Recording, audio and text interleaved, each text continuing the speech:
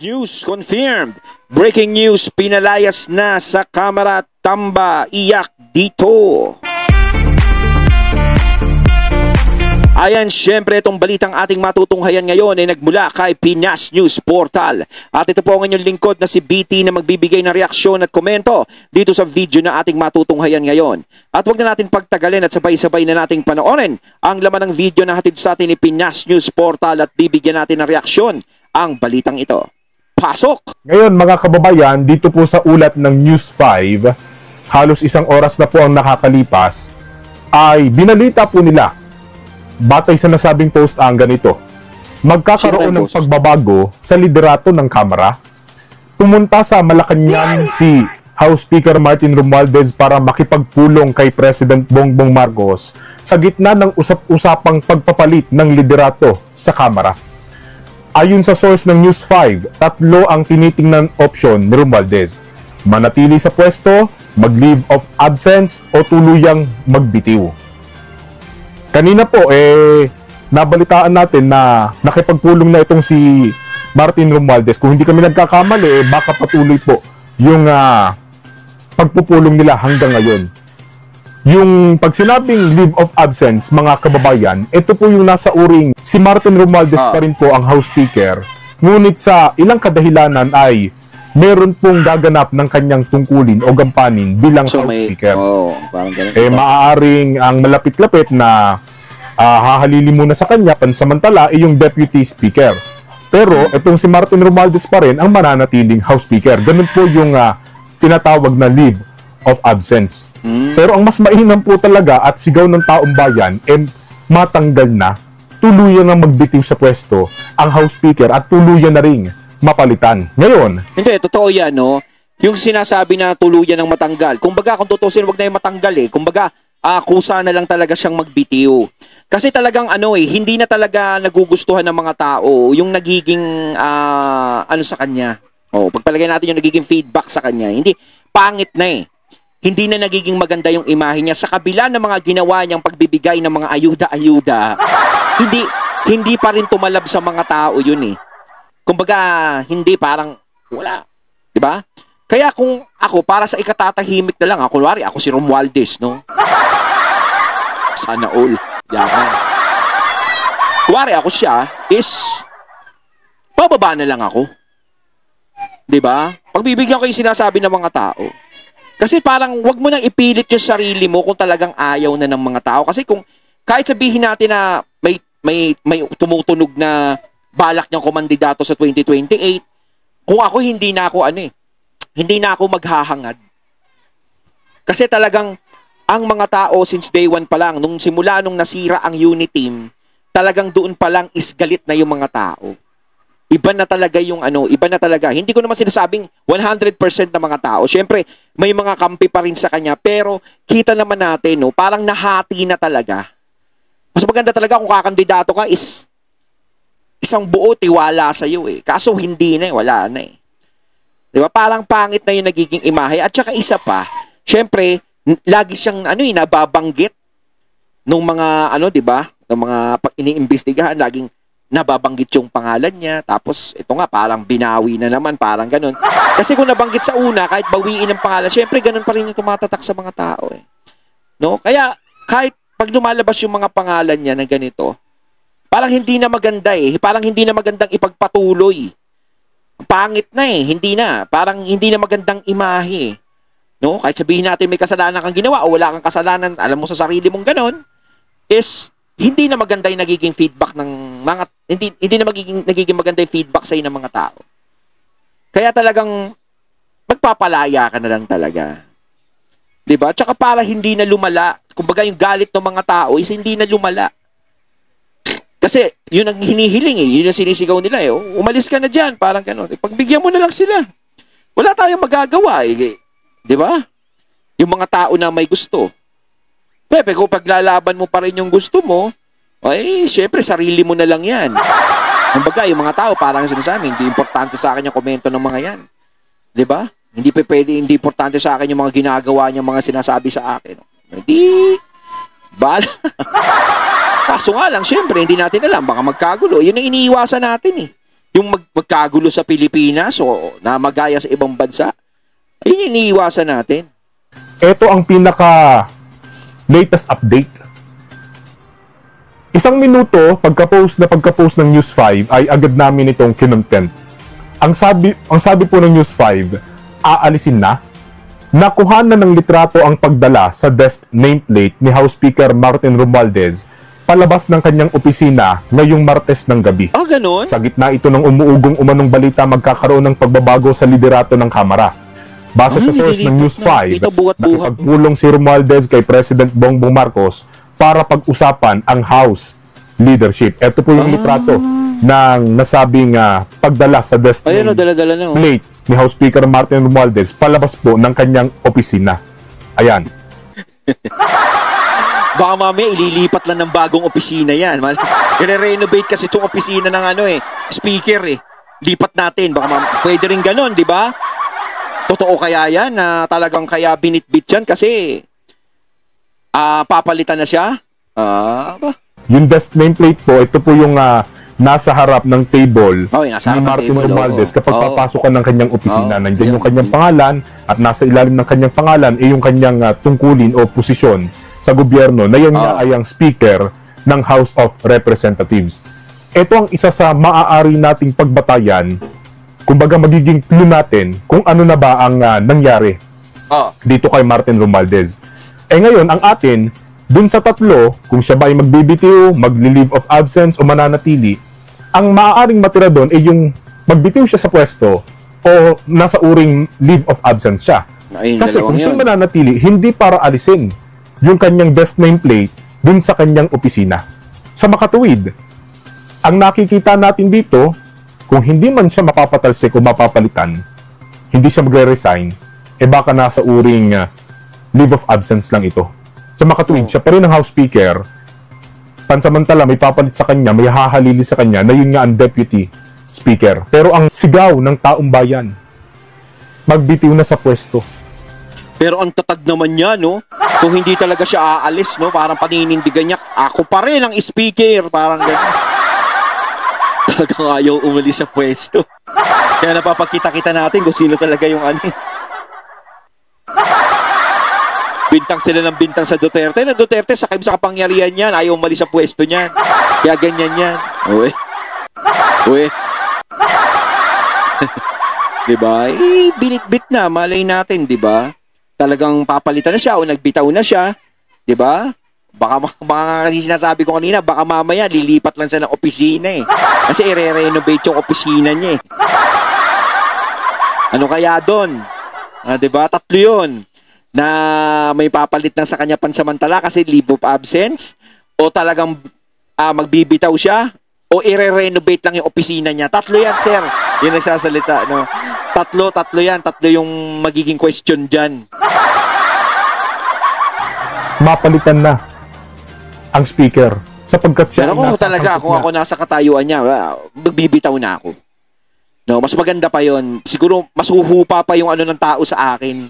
Kasi kung ayaw na sa akin, di bahala kayo. Bibitaw na ako dyan. 'Di ba?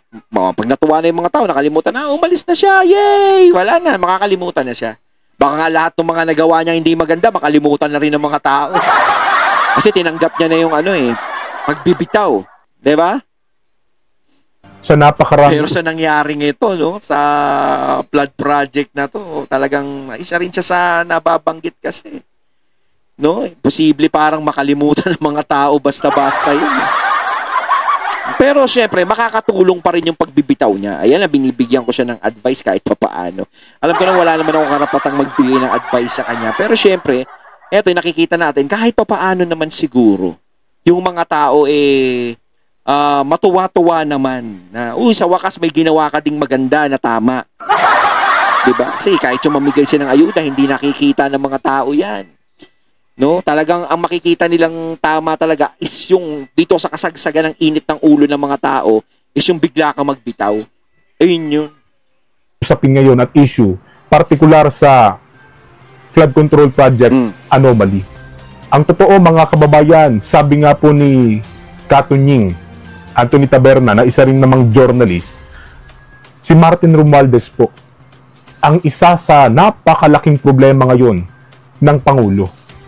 Kasi mga kababayan, hindi naman na tayo bata para hindi magkaroon ng ideya na si Romualdez ay pinsan ni Marcos. At sabi pa nga ng mga kababayan natin, malaki raw ang utang na loob nitong ni Marcos kay Romualdez, kaya ginawang speaker yan. Ngayon, mga kababayan, kaya hindi po makuha-kuha ni Marcos ang tiwala ng sambayan ng Pilipino, sapagkat nakikita natin na halos walang ginagawa ang Pangulo para sana mapatalsik itong kanyang pinsan. Alam naman ng Pangulo. Sa totoo lang talaga, no, ang sinasabi nga ng mga tao dyan, no, yung iba na nakakausap natin, no, pasensya na sa salitang ito, talagang parang ang sumira ng imahe niya is yung, ang sumira ng imahe ng Pangulo talaga is, diba? Pero kung maayos naman niya, wala namang problema Kaya lang problema, hindi niya kaya parang swetuhin. Baga hindi kayang swetuhin ng ni BBBM. Na, ito mali na yung ginagawa mo, insan. Hindi dapat ganyan. 'Di ba? Kumbaga ang pumapalag lang si Senator Amy. 'Di ba? Kasi nakikita natin kung talagang tama naman yung ginagawa ni Insan, hindi papalag si Senator Amy. Siguro hanggang ngayon magkakasama pa rin sila. Kaso ito si Senator Amy talagang lumalayo na yung loob kay sa kanya. 'Di ba? Kumbaga parang simula nung pumasok siya sa eksena, unit team nasira. Si PBBM tsaka si BP Sara nag-away. Mga Duterte Marcos nagkaroon ng problema. Nagkawatak-watak, nagkalaban-laban. 'Di ba? Simula pumasok siya, kulit kasi nito, pasaway si Insan na samot-sari na ang batikos, talagang binabanatan na. Galit na ang taong bayan. To the point na nagpoprotesta na nga ang iba. Lumalabas na sa kalsada. Inilalabas na nila ang kanilang hinaing. Bumoboses na sa mga kalye. Sa pamamagitan ng rally. Para patalsikin na itong si Martin Romualdez at papanagutin maging yung mga kasama niyang congressman na idinadawit at pinangalanan ng mga diskaya dyan sa anomalya ng flood control projects. Kasi ang sakit isipin, mga kababayan, na kung sino pa yung talagang nakikita natin na dapat managot, sila pa yung parang hayahay pa ang buhay. Sila pa yung halos naiiwas sa mga investigasyon. Tapos, ang masakit pa dito, kapwa nila politiko, pinagtatakpan sila. Kumbaga parang ang lumalabas nga sa kanila, nagiging untouchable sila Hindi sila magalaw-galaw, hindi sila maano 'Di ba? Parang nasa kanila lahat ng nasa kanila na ang lahat. Pero si VP Sara, mga Duterte, 'di ba? Kitang-kita naman natin masyadong agrabyado sa eksena. 'Di ba? Pero itong mga to talagang ligtas na ligtas sa panahon ngayon, Sa panahon ngayon. Siyempre, hindi natin alam kapag natapos na yung termino ng PBBM kung sino yung papalit. Yun ang inaantabayanan nila yung papalit kay PBBM Na huwag naman sana si VP Sara, kailangan kilusan natin yan para hindi siya maupo. Parang ganun yun. Pinangalanan na nga sila ng isang kontraktor na napagkalaki-laki ng hinabig. Pinangalanan na nga si Martin Romualdez, pati si Zaldico, ng mga diskaya, pero nananatili pa rin. Walang ginagawang aksyon. Oo, yun nga. Yun pa yung mali. Yun yung kinagagalit ng mga tao. Kasi once na ma-involve ka na sa ganyan, hindi mo na kailangan magkaroon ng posisyon na ganyan. Kailangan mawala ka dyan. No? Kailangan alisin yan dyan. Kasi nga yung imahe, masisira yung imahe. 'Di ba? Gaya nung iba, pag nakakasuhan, 'di ba? Tinatanggal sa ganito, ganyan. Kahit sa mga ordinaryong Pilipino. Pag iniimbestigahan o nakasuhan, talagang dapat talaga, ay laylo ka muna. Hindi pwede yan. Kaya sa eskwelahan lang, kapag may nagawa kang hindi maganda, o suspended ka muna kasi hindi pwede sa mga pulis. Halimbawa, may nagawa sila na ganito na lumabag sa patakaran nila, isinususpindi muna sila sa serbisyo. Parang ganun. Ganun din dapat yan.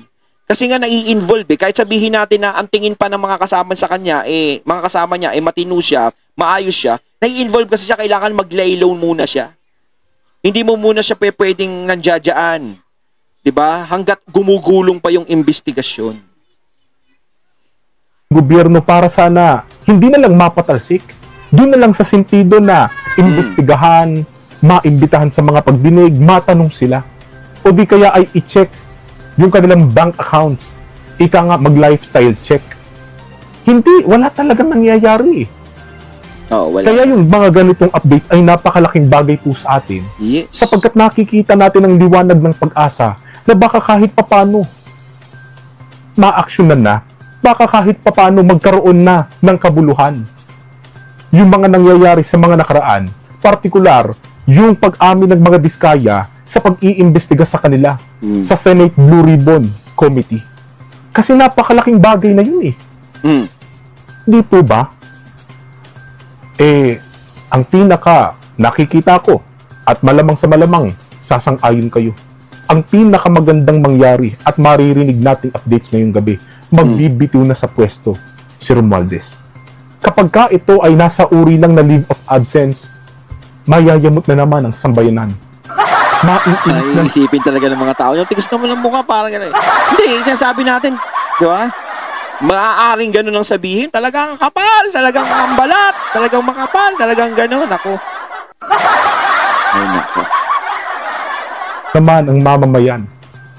Sasabihin na naman ng mga taong bayan, napakakapal na ng mukha. Oo, di ba? Ang mga taong ito. Oo, gano'n talaga sasabihin. Sapagkat galit na po ang mamamayang Pilipino. Yes. Oh. Dahil lantaran na tayong niloloko, lantaran na tayong pinagsisinungalingan, Yes. lantaran na tayong nilalamangan at dinadaya ng mga taong nakaupo sa pwesto na sila din po ang nagtatakipan. Oo. Kumbaga, inis na yung mga tao, dinadagdagan mo pa, parang gano'n. Dadagdagan niya pa eh. Ayaw mo talaga, tibay mo, ting. Sagot o tanong ng taong bayan, kailan natin makakamit ang hustisya? Kapag 2028 na. Siguro pag kaya yung sinasabi natin, no, yung tanong niya yan, kailan makakamit ang hustisya, kailan makakamit ang pagbabago? No, sa ngayon, parang sa tingin ko, hindi eh. Hindi pa ngayon yan. Malabo pa yan. Siguro pag natapos na, kung magbabago na tayo ng term uli, siguro doon makikita na natin kung ano yung magiging pagbabago. No, puwera na lang kung baka mamaya may manalo pa rin na tagilid ang utak. Wala, dire-diretso pa rin tayo sa walang pagbabago niyan. Kaya kailangan talaga is ang maupo. No, talagang yung may kamay na bakal, walang kinikilingan, walang pinoprotektahan, serbisyong totoo lamang, San Miguel Beer. Parang ganon. Yun ang kailangan natin. Hindi yung may kinakatigan, yung nakikinig lang sa mga paligid niya na ganito sa mga nasa tabi niya lang. Hindi niya pinapakinggan yung mga nasa labas. 'Di ba? Kailangan talaga natin is yung napapakinggan yung nasa labas para madinig niya yung hinaing ng mga tao. Kasi doon mo malalaman yung nagiging pagkukulang mo bilang leader ng bansa. Kung sa kanila ka makikinig. Pero kung makikinig ka lang doon sa mga taong nasa tabi mo, ay wala talaga yan. 'Di ba? Maniniwala ka sa mga sinasabi nila, wala yun. Kailan makakamit ng kaban ng bayan ng hustisya mula doon sa pagnanakaw ng mga tiwali at opisyal ng gobyerno pa mismo? Yes. Sana man lang kahit sa ganitong pagkakataon, mabigyan man lang ng pampalubag loob ang napakaraming Pilipino Yes, tama. na mapatalsik na sa pwesto itong House Speaker na ito. At ang atin mga kababayan, sakaling mapatalsik na ito, sana naman yung papalit dito, hindi niya papayagan. Yes. Hindi siya magiging hadlang para maimbestigahan. Yang si Martin Romualdez at yung mga pinangalanan pa Kumbaga, na nasa dapat House of walang Representatives para kinikilingan. maimbestigahan. Kasi baka mamaya, napatalsik nga si Martin Romualdez, ang pumalit naman, kaalyado. Tropa pa din. O di kaya ang layunin na napagtakpan din ng issue. Parang malabo kasi na ang papalit dyan, hindi kaalyado eh. Tingin ko parang kaalyado pa rin yan. Kayo mga katunay, ano sa tingin nyo? Sa tingin nyo ba papalitan niya ng hindi kaalyado? O, comment lang po kayo sa comment box ha, para may pag-usapan tayo. Ito, ibalik sa ibang, kumbaga idiin ng ibang tao, aba, baliwala. Kasi ang atin, hindi lang mapatalsik si Martin Romualdez, kundi maimbestigahan din. Yes.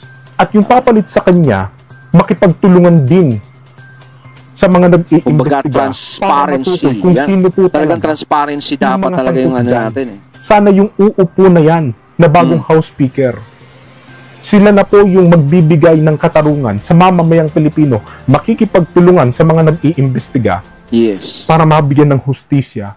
Ayun, natating nato ngayon ang video na nagmula kay Pinas News Portal at syempre credits doon sa nagsasalita kanina. No? Hindi natin alam yung pangalan ni Kuya. So, kayo mga katunay, anong masasabi nyo tungkol dito? Comment lang po kayo sa comment box. So once again, I'm BT and I'm out. Peace.